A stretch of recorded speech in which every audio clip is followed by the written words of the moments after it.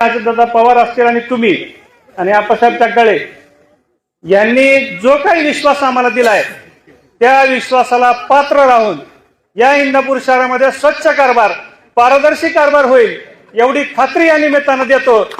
जरी आज आम्हाला कोणी म्हणत असेल की पैसेवाल्यांना तिकीट देण्यासाठी मामांनी प्रवेश घेतला असेल, माझ्याकडे पैसे असले तरी आमचे कष्टाचे पैसे 24 तास आमचं कुटुंब कष्ट करतं तेव्हा हे पैसे दिसतात। आमचे पैसे वाममार्गाने आलेले नाहीत, हे कष्टाने कमवलेले आहेत आणि आज नाही पिढ्यानं पिढ्या आहेत। आणि हेच या निमित्तानं मला सांगायचं आहे की आमचं कुटुंब हे नीतिमूल्य जपणारं कुटुंब आहे। केवळ त्या विश्वासावर आज आमच्या बरोबरची जनता आणि आमचा परिवार हा खूप टिकून आहे। त्या विश्वासाला आम्ही कुठेही तडा जाऊ देत नाही।